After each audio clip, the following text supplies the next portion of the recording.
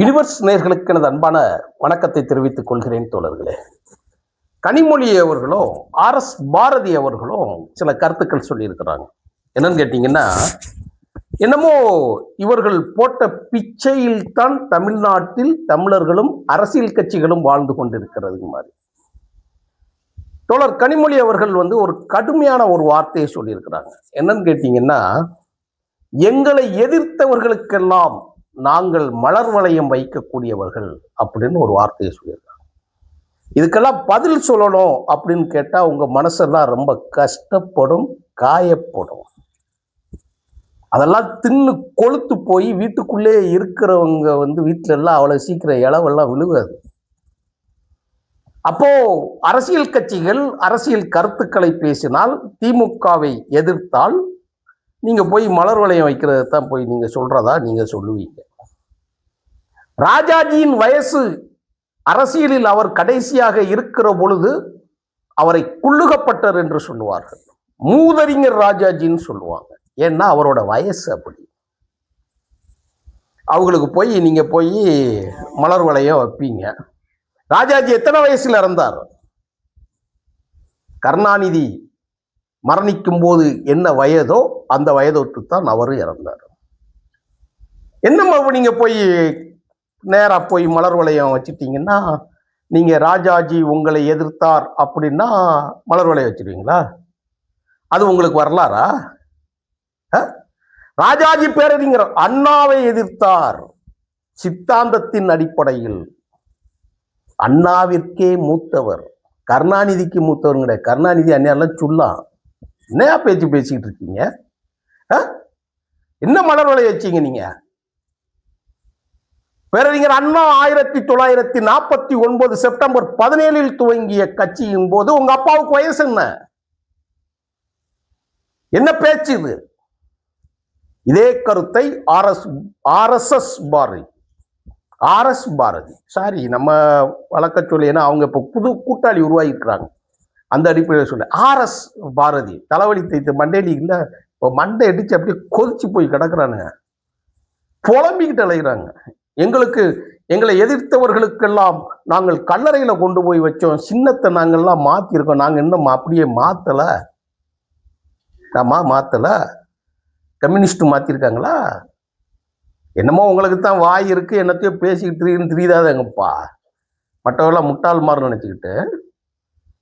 அண்ணா அவர்கள் துவங்கிய கட்சியில் பேரறிஞர் அண்ணாவின் அரசியல் எதிர்கருத்துக்களை வைத்து வெல்லக்கூடிய சக்தி இருந்தவர்களாக கருதப்பட்டது காமராஜரும் ராஜாஜியும்.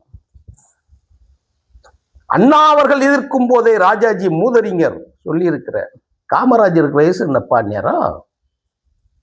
வயசு என்ன? காமராஜர் மரணிக்கும் போது அவருடைய வயதும், கருணாநிதி திமுகவில் இருக்கிற பொழுது அவர் வயதும் என்ன? அவர் வயசு என்ன? என்ன பேச்சு பேசுறீங்க? மலர் வளையம் வச்சுட்டீங்களா எல்லாருக்கும்?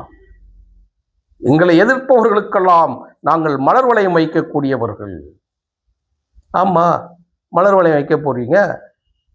சரி, நான் இப்படி கூட பேசுறேன்னு வச்சுக்கோங்களேன். கருணாநிதி, ராஜாஜி, காமராஜர் அரசியல், எம்ஜிஆர் அரசியல், ஜெயலலிதா அரசியல். அதாவது நமக்கு இப்படி பேசுறதுக்கே கொச்சையா இருக்குங்க, அசிங்கமா இருக்கு. வேற பதில் சொல்லணுமேங்கிறதுக்காகத்தான் பேசுறோமே தவிர, ஏன்னா இவனுக்கு வாந்தி எடுக்கிறதெல்லாம் வரலாறுன்னு நினைச்சுக்கிட்டு இருக்கிறாங்க.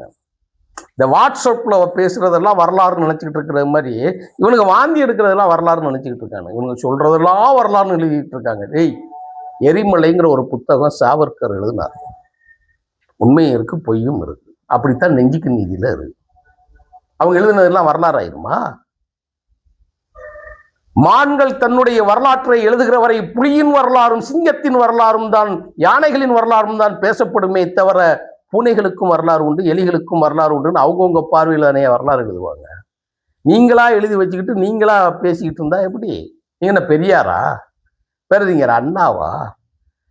நெஞ்சுக்கு நீதியில் வசைபாடுவதை தவிர வேற என்ன கருத்துக்கள் இருக்கிறது? என்ன நீங்க கல்லறைக்கு நீங்க மலர் வளையம் வச்சுக்கிட்டீங்கன்னா, உங்க அப்பா மரணிச்சுட்டாரு, மாறன் மரணிச்சுட்டாரு, உங்க குடும்பத்தை தாண்டி வேற யாரையா நீங்க சொல்வீங்க? கூட இருந்த எல்லாத்தையும் கழுத்து இருந்தாச்சு. யார் வீட்டு கட்சி? யார் அப்பை வீட்டு சொத்து? சொன்னாங்கல்ல, யார் அப்பை வீட்டு அண்ணா இதில் வந்துச்சு இல்லையா பேச்சில் ஒரு ட்ரெண்ட் ஒன்று ஓடுச்சு. என்ன மலர் வளையம் வைக்கிறவங்க நீங்க? கட்சி தானே. அப்ப காமராஜர் அரசியல் செய்கிற பொழுது அவர் காங்கிரஸ் கட்சியில் இருந்து தான் மரணித்தார். அதன் பிறகு காங்கிரஸில் இருந்து அவர் துரத்தப்பட்ட பொழுது, அவர் விரட்டி அடிக்கப்பட்ட பொழுது, அவமானப்படுத்தப்பட்ட பொழுது, இன்னைக்கு காங்கிரஸ்காரங்க சொல்லிட்டு இருக்காங்க காமராஜர் ஆட்சி அமைப்புன்னு சொல்லி.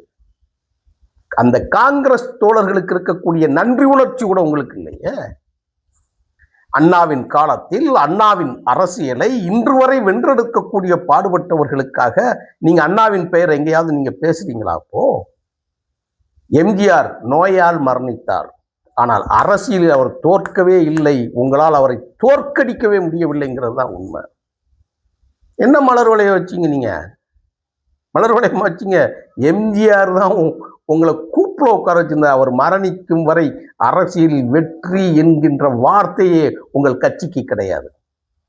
யாரு? கருணாநிதியின் திமுகவுக்கு கிடையாது. என்ன நீங்க எம்ஜிஆருக்கு மலர் வளையம் வச்சீங்க?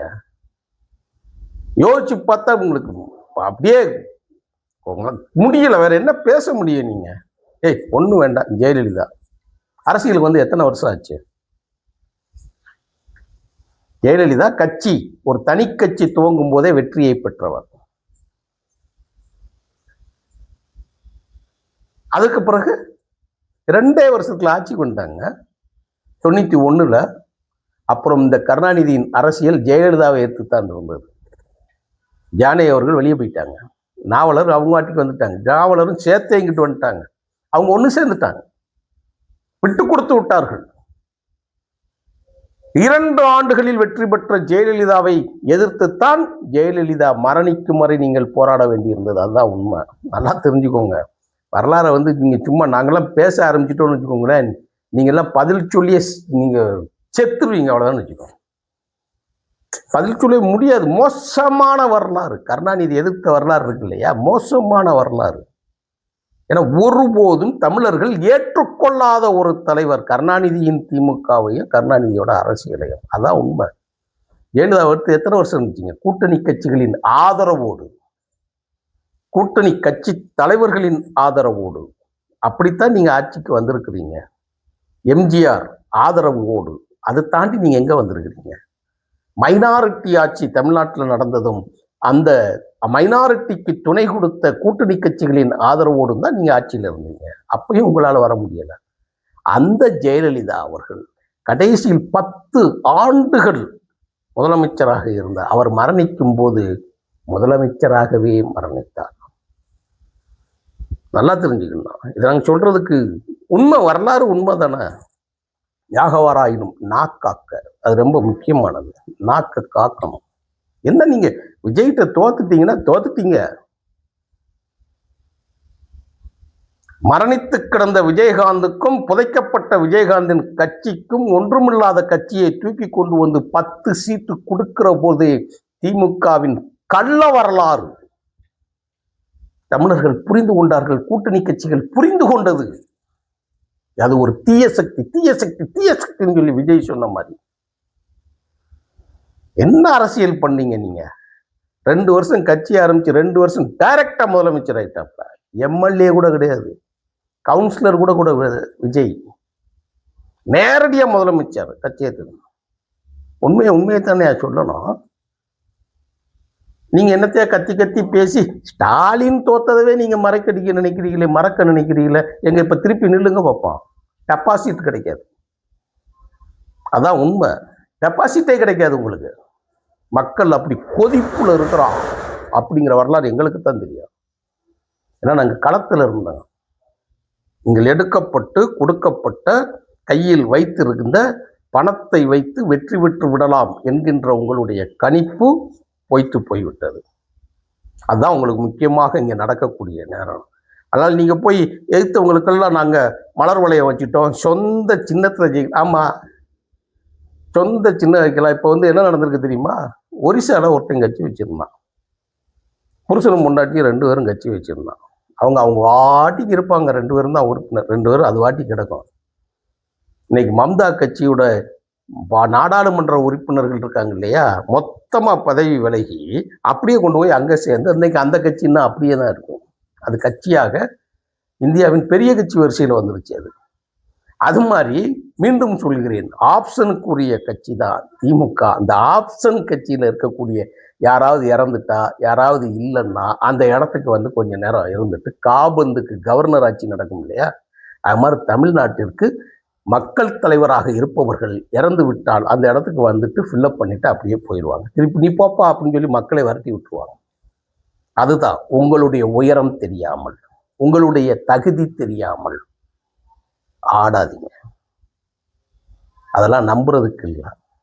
உங்களிடம் குவிந்து கிடக்கக்கூடிய பணத்தை வைத்துக்கொண்டு, பத்திரிகைகளை ஆக்கிரமித்துக் கொண்டு, இன்றைக்கு தொலைக்காட்சிகளை ஆக்கிரமித்துக் கொண்டு, இணையங்களை ஆக்கிரமித்துக் கொண்டு, அதுகள் மூலமாக நீங்களே எழுதுகிற செய்தியை மக்கள் எல்லாம் நம்பி விடுவார்கள் என்று நீங்க நினைத்ததற்கு மரணஅடிதான் இந்த சாட்சி.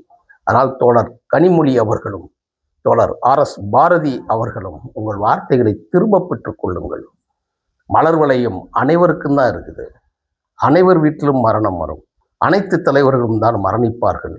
அனைவரும் தான் மலர் மாலை சூட்டுவார்கள். ஏதோ அந்த கட்சிக்கு சூட்டப்பட்டு விட்டது என்று நினைக்காதீர்கள். ஆனால் அந்த கட்சியில் எந்த கட்சியில் ஜனநாயகம் இருக்கிறது என்பதை மட்டும் அறிந்து கொள்ளுங்கள். அதான் உண்மை. காமராஜருக்கு ஒரு வாரிசு இருந்திருந்தால், ராஜாஜிக்கு ஒரு வாரிசு இருந்திருந்தால், நான் சொல்றது அரசியல் வாரிசு தான். நீங்க கட்சிக்கு சொத்தாக இல்லாமல் அறக்கட்டளையின் பெயரில் சொத்துக்களை வைத்துக் கொண்டு உங்களை ஆகுதியாக்கி கொள்ளுகிறீர்கள். அதுதான் உண்மை. காலம் எல்லாத்துக்கும் தீர்ப்பு எழுதும், உங்களுக்கு எழுதும். நன்றி, வணக்கம்.